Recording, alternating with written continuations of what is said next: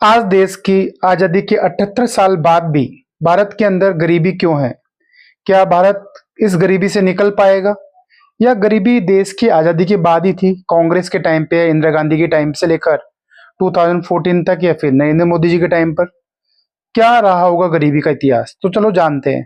कुछ लोगों का मानना है, ज्यादातर स्कॉलर्स का, कि शायद गरीबी ब्रिटिशर्स के दौर में ही, जब भारत के अंदर ब्रिटिशर्स आए in the battle of Plassey 1757 में, ब्रिटिशर ने वहां पे रूल किया, पूरे भारत पर स्टार्ट किया रूलिंग करना, और 1947 तक रूल करे, मतलब 200 सालों तक भारत पर राज किया, हम लोग कह सकते हैं। इन 200 सालों के अंदर जब ब्रिटिशर्स भारत पे राज कर रहे थे, तो शायद भारत को अच्छे से लूटा। हमने बहुत सारी जगहों पे जाना कि किस तरह उन्होंने एक्सप्लॉयटेशन किया भारतीय ट्रेडिंग सिस्टम का, टैक्स लगाकर, भारतीय फार्मर्स को रोककर। पर नहीं नहीं, यह कारण नहीं था गरीबी के, भारत के गरीब होने का। भारत में तो गरीबी 1526 में ही स्टार्ट हो गई, जब बाबर ने बैटल ऑफ पानीपत फर्स्ट के अंदर इब्राहिम लोदी को हराया, और तब से लेकर ये लोग रूल करते हैं 1857 तक। ठीक है, ये जो दौर था मुगल पीरियड का, इसमें कुछ समस्याएं रही भारत के अंदर, जिस वजह से भारत के लोग बहुत गरीब थे। और गरीब क्या, मिडिल क्लास तो थी ही नहीं उस समय, उस दौर के अंदर, मुगल पीरियड के अंदर। यानी रिच क्लास होते थे, नोबल क्लास या एलाइट क्लास के लोग, या फिर होते थे बहुत ही पुअर लोग। मिडिल क्लास होता ही नहीं था, मध्यम वर्ग होता ही नहीं था, जिनके पास ठीक ठाक रिसोर्सेज हो, अपनी लाइफ को सरवाइव कर सकें और खुशहाली से जीवन जी सके। नहीं, सब लोग बहुत गरीब थे, पुअर थे, उनकी हालत बहुत दयनीय थी। वो लोग अपना बहुत ही मुश्किल से जीवन यापन कर पा रहे थे, झुग्गी झोपड़ियों में रह रहे थे, गांव के कच्चे घरों में रहते थे।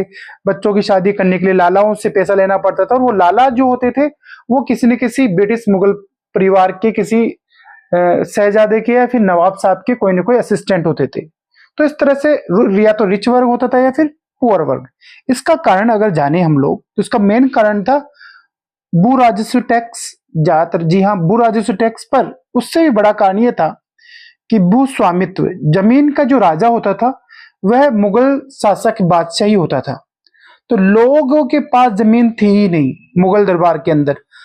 मुगल दरबार में जो अबुल फजल ने आईने अकबरी लिखी, उसमें भी ये जिक्र नहीं किया उसने कि सारी भारत की जमीन या राज्य की सारी जमीन सरकार की होगी। नहीं, ऐसा नहीं लिखा। पर ऐसा था, सारी की सारी जमीन सरकार की होती थी, किसी की कोई इंडिविजुअल जमीन नहीं होती थी।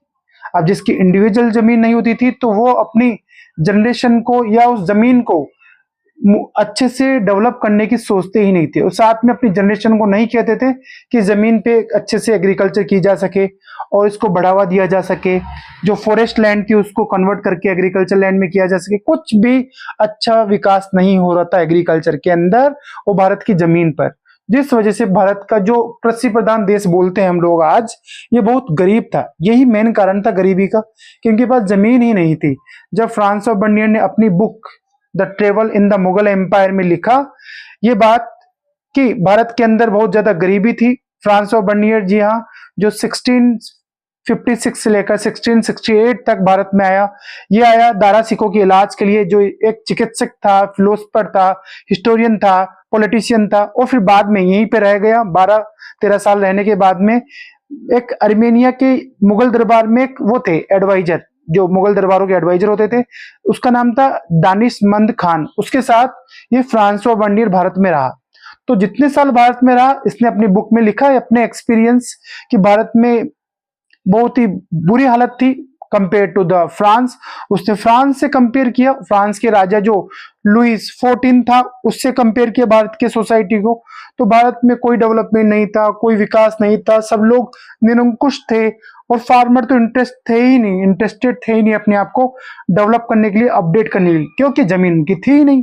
जमीन पे कुछ भी काम करते वो सारी जमीन सरकार की हो जाती थी, या कोई ना कोई एलाइट क्लास के लोग उसको ऑक्यूपाइड कर लेते थे, तो लोग इंटरेस्टेड थे। इसी वजह से भारत में गरीबी बढ़ी मुगल पीरियड के दौरान।